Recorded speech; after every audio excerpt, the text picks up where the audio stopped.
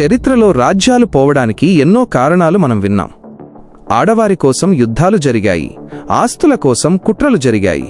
కానీ స్వతంత్ర భారత చరిత్రలో కేవలం ఒక అండర్వేర్ కారణంగా ఒక సీనియర్ రాజకీయ నాయకుడు తన ఎమ్మెల్యే పదవిని కోల్పోవడం ఎప్పుడైనా విన్నారా? అవును, మీరు వింటున్నది నిజమే. ఇది సినిమా కథ కాదు. కేరళ రాజకీయాల్లో సంచలనం సృష్టించిన అత్యంత విచిత్రమైన ఎవిడెన్స్ ట్యాంపరింగ్ కేసు. ఒక డ్రగ్ స్మగ్లర్ని కాపాడటం కోసం కోర్టులో ఉన్న సాక్ష్యాన్ని దొంగిలించి దానికి టైలరింగ్ చేసి చివరికి 36 ఏళ్ల తర్వాత అడ్డంగా దొరికిపోయిన ఒక లాయర్ కమ్ పొలిటీషియన్ కథ ఇది. ఆ లాయర్ పేరు యాంటోనీ రాజు, ఆ స్మగ్లర్ ఆస్ట్రేలియాకు చెందిన ఆండ్రూ. మరి ఆ కథలోని హీరో అదేనండి. ఆ అండర్వేర్ కథేంటో ఇప్పుడు డీటెయిల్డ్గా చూద్దాం. కథ మొదలయ్యేది ఈ రోజు కాదు, సరిగ్గా 36 ఏళ్ల క్రితం, అంటే 1990 సంవత్సరంలో. ప్లేస్ కేరళలోని తిరువనంతపురం ఎయిర్పోర్ట్. ఒకరోజు ఆస్ట్రేలియా నుంచి ఆండ్రూ సల్వటోర్ కేరళలో దిగారు. చూడటానికి ఫారిన్ టూరిస్ట్లా ఉన్నాడు, కానీ మనోడి బుద్ధి మాత్రం గడ్డి తింటోంది. ఎయిర్పోర్ట్ కస్టమ్స్ అధికారులకు ఎందుకో అనుమానం వచ్చింది. ఏమండి ఆండ్రూ గారు, కాస్త చెకింగ్కి సహకరించండి అన్నారు. మామూలుగా బ్యాగులు జేబులు చెక్ చేశారు. ఏమీ దొరకలేదు. కానీ అధికారులకు ఇన్ఫర్మేషన్ పక్కాగా ఉంది. సార్, ప్యాంట్ విప్పండి అన్నారు. అక్కడే దొరికాడు ఆండ్రూ. అతను వేసుకున్న అండర్వేర్కి ఒక సీక్రెట్ జేబు, హిడెన్ పాకెట్ ఉంది. అందులో దాదాపు 61 గ్రాముల హెరాయిన్ దొరికింది. అంతే, పోలీసులు కేసు నమోదు చేశారు. డ్రగ్స్ని స్వాధీనం చేసుకున్నారు. అన్నింటికంటే ముఖ్యంగా ఆ డ్రగ్స్ దాచిన అండర్వేర్ని కీలకమైన సాక్ష్యం, మెయిన్ మెటీరియల్ ఆబ్జెక్ట్గా సీజ్ చేసి కోర్టులో భద్రపరిచారు. ఆండ్రూ గారికి కింది కోర్టులో 10 ఏళ్ల జైలు శిక్ష పడింది. పాపం ఫారినర్ కదా, కేరళ జైలు భోజనం పడక ఏడుస్తున్నాడు.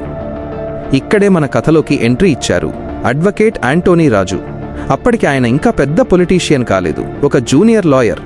ఆండ్రూ తరపున కేసు వాదించడానికి రెడీ అయ్యారు. హైకోర్టులో అప్పీల్కి వెళ్లాలి. మరి కేసు గెలవాలంటే ఏం చెయ్యాలి? సాక్ష్యాధారాలు బలంగా ఉన్నాయి. ముఖ్యంగా ఆ అండర్వేర్ సాక్ష్యం. అది కోర్టులో ఉన్నంతకాలం ఆండ్రూ జైల్లోనే ఉండాలి. మామూలు లాయర్ అయితే చట్టంలోని లొసుగులు వెతుకుతాడు. కానీ మన యాంటోనీ రాజు ఏం చేశారో తెలుసా? ఏకంగా సాక్ష్యాన్నే మార్చేయాలని డిసైడ్ అయ్యారు. ఇక్కడే అసలు సిసలు మిషన్ ఇంపాసిబుల్ స్టార్ట్ అయ్యింది.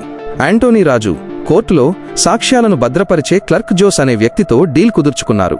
ప్లాన్ ఏంటంటే, కోర్టు కస్టడీలో ఉన్న ఆ అండర్వేర్ని బయటకు తీసుకురావాలి. అనుకున్నట్టే ఆ క్లర్క్ సహాయంతో ఆ కీలకమైన సాక్ష్యం అండర్వేర్ కోర్టు బయటకొచ్చింది. యాంటోనీ రాజు దాన్ని తీసుకుని ఏం చేశారుంటే, మీరు నమ్మరు ఫ్రెండ్స్, దాన్ని ఒక టైలర్ దగ్గరికి తీసుకెళ్లి కత్తిరించి ఆల్టరేషన్ చేయించారు. అంటే దాని సైజ్ తగ్గించారు. మళ్లీ కుట్లు వేసి యథావిధిగా కోర్టులో పెట్టేశారు. అంటే లాయర్ గారు ఆ రోజుల్లోనే ఆల్టరేషన్ బిజినెస్ స్టార్ట్ చేశారన్నమాట. Just kidding, perfect crime. ఎవరికీ అనుమానం రాలేదు. సీన్ కట్ చేస్తే 1991 కేరళ హైకోర్టు. జడ్జి గారు కేసు విచారణ మొదలుపెట్టారు. ప్రాసిక్యూషన్ వాళ్ళు గట్టిగా వాదిస్తున్నారు. మై లార్డ్, ఈ అండర్వేర్లోనే ఆండ్రూ డ్రగ్స్ తెచ్చాడు, ఇదిగో సాక్ష్యం అన్నారు. అప్పుడు మన లాయర్ యాంటోనీ రాజు లేచి ఒక మాస్టర్ స్ట్రోక్ వేశారు. మై లార్డ్, ఆ అండర్వేర్ మా క్లయింట్ది కాదు. పోలీసులు అబద్ధం చెప్తున్నారు. కావాలంటే నా క్లయింట్ని అది వేసుకోమని చెప్పండి అని సవాల్ విసిరారు. జడ్జిగారు కూడా సరే వేసుకుని చూపించు అన్నారు. మన ఆండ్రూ ఆ అండర్వేర్ని వేసుకోవడానికి ట్రై చేశారు. అది ఎక్కడ ఎక్కుతుంది? మనోళ్ళు దాన్ని ఆల్రెడీ స్లిమ్ ఫిట్ చేసేశారు కదా. అది ఆండ్రూకి అస్సలు ఫిట్ అవ్వలేదు. జడ్జిగారు కన్ఫ్యూజ్ అయ్యారు.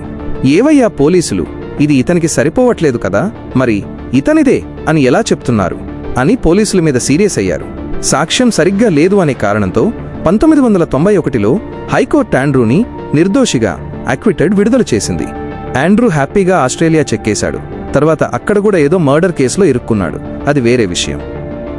ఇక్కడ మన యాంటోనీ రాజు దశ తిరిగింది. ఇంత పెద్ద కేసు గెలిపించిన లాయర్గా పేరొచ్చింది. రాజకీయాల్లోకి వచ్చారు. ఎమ్మెల్యే అయ్యారు. ఏకంగా కేరళ రాష్ట్రానికి రవాణా శాఖ మంత్రి, ట్రాన్స్పోర్ట్ మినిస్టర్ కూడా అయ్యారు. కేసు ఫైల్ మీద దుమ్ము పేరుకుపోయింది. దశాబ్దాలు గడిచిపోయాయి. అందరూ ఆ అండర్వేర్ని మర్చిపోయారు. కానీ పాపం ఊరికే పోదు అంటారు పెద్దలు. ఈ కేసును మొదటి నుంచి ఇన్వెస్టిగేట్ చేసిన ఒక సిన్సియర్ పోలీస్ ఆఫీసర్ కేకే జయమోహన్కి ఈ విషయం నిద్ర పట్టనివ్వలేదు. కోర్టులో ఉన్న సాక్ష్యం ఎలా ట్యాంపర్ అయింది అని ఆయన పోరాటం మొదలుపెట్టారు.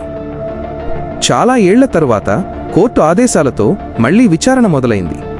ఫోరెన్సిక్ టెస్టులు చేశారు. ఆ అండర్వేర్ని కత్తిరించి కుట్లు వేసి చిన్నదిగా చేశారని సైంటిఫిక్గా ప్రూవ్ అయింది. ఇక క్లైమాక్స్కొచ్చేద్దాం. కేసు 1990 నాటిది. తీర్పు ఎప్పుడు వచ్చింది? మొన్న, అంటే జనవరి 3, 2026న, సరిగ్గా 36 ఏళ్ల తర్వాత. ఈ 36 ఏళ్లలో ఒక మనిషి పుట్టి, పెరిగి, పెళ్లి చేసుకుని పిల్లల్ని కూడా కంటాడు. అంత డిలే అయ్యింది మన న్యాయ వ్యవస్థలో. ఫైనల్గా కోర్టు ఏం చెప్పిందంటే, ఆంటోనీ రాజు, నువ్వు లాయర్గా ఉండి కోర్టు సాక్ష్యాన్నే ట్యాంపర్ చేశావు. ఇది క్షమించరాని నేరం అని తేల్చి చెప్పింది.